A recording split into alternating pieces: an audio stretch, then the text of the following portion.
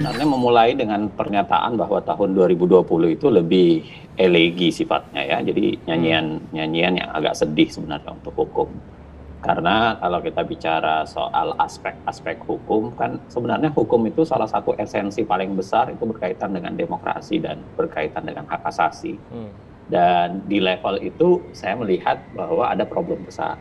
Salah satu problem besar yang selalu saya sampaikan yaitu adalah problem soal pembentukan kebijakan hukum ya, problem legislasi itu sendiri. Karena legislasi masih berlangsung, tapi legislasi yang lebih berpihak kepada kepentingan yang ingin dicapai oleh pembentuk legislasi saja, para legislator ya. Legislator itu adalah presiden dan DPR. Saya melihat mencatatkan kesan bahwa sepanjang tahun 2020 itu ada efek yang sering disebut menjadi autokrat legalism ya, jadi pendekatan autokratik yang legalism. Jadi sesuatu pendekatan yang kepemimpinan yang menggunakan hukum untuk membenarkan apa yang diinginkan. Dan di titik itu barangkali ada banyak catatan kritik juga dalam kaitan dengan sejauh mana publik dilibatkan. Saya orang yang mengatakan bahwa undang-undang itu adalah kedaulatan rakyat harus ada di situ.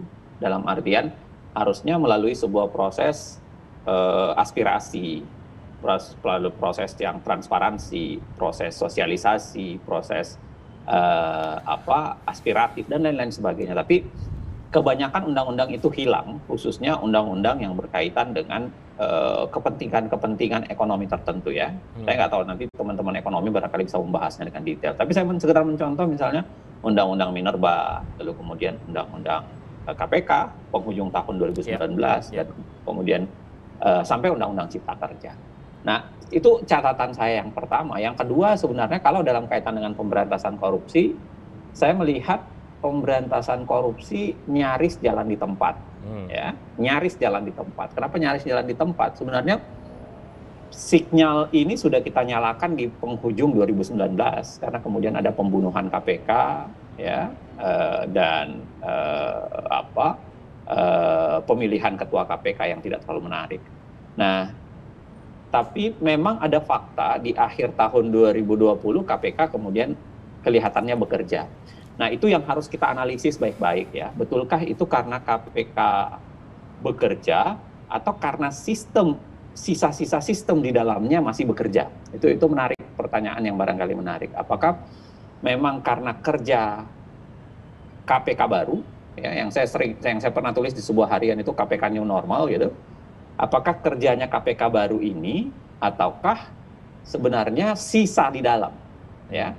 Saya mengatakan ini sisa di dalam. Lagi pula saya mengatakan bahwa KPK sekarang belum mendapatkan substansi yang dibayangkan. Kan kalau kita bayangkan pemberantasan korupsi yang baik itu kan 3 level. Ya, 3 level tuh.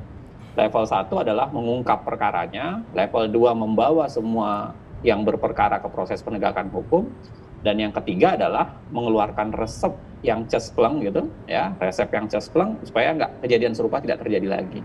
Dan rasanya KPK jilid sekarang 2019 berdasarkan Undang-Undang 1919 itu bahkan di level 1 saja belum, ya, karena masih banyak kasus. Misalnya kasus suap KPU saja sampai sekarang nggak jelas, banyak yang nggak jelas dari sisi itu.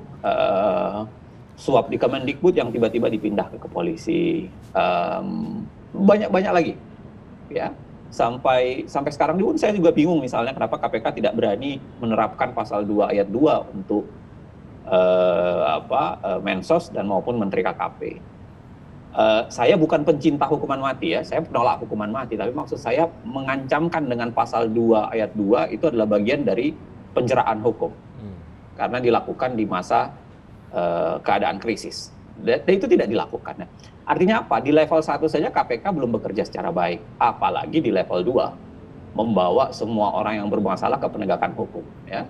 Belum lagi level yang ketiga. Makanya saya mau bilang begini, bagi saya apa yang dilakukan KPK terakhir itu hanya sekedar menunjukkan bahwa KPK ya masih berdenyut.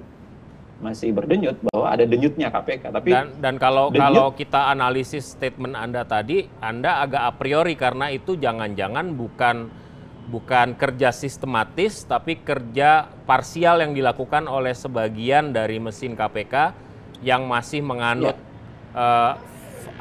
mazhab lama, kira-kira begitu. Itu nanti akan teruji menurut saya paling lambat di bulan Oktober 2021. Ya. Karena menurut Undang-Undang 1919, transisi kepegawaian seluruh pegawai KPK itu harus berubah menjadi ASN itu di 2 tahun semenjak undang-undang dikeluarkan. Jadi kan dikeluarkan Oktober 2019, berarti transisi semua menjadi ASN itu di 2021. Soal ASN ini menurut saya menarik ya, biar bagaimanapun misalnya begini, soal penyidik. Sekarang kan di KPK itu ada penyidik independen. Kalau semua beralih menjadi ASN, maka penyidik KPK itu berubah menjadi PPNS. Oke. Kalau bicara PPNS, maka korwasnya itu ada di kepolisian. Mereka akan diawasi oleh kepolisian. Itu 2021 akan beralih semua. Nah, itu yang saya mau bilang ya. Jadi kenapa saya menduga, ini lagi-lagi dugaan, butuh pembuktian. Makanya saya mengatakan 2021 pembuktiannya gitu. Oktober 2021, kalau KPK masih bisa bekerja dengan sisa-sisa di internal, menurut saya akan menarik. Ya. Tapi kalau KPK ternyata betul-betul mati 2021, bulan Oktober, ya berarti asumsi yang kita bicarakan bahwa sisa-sisa terakhir itu menjadi nyata gitu.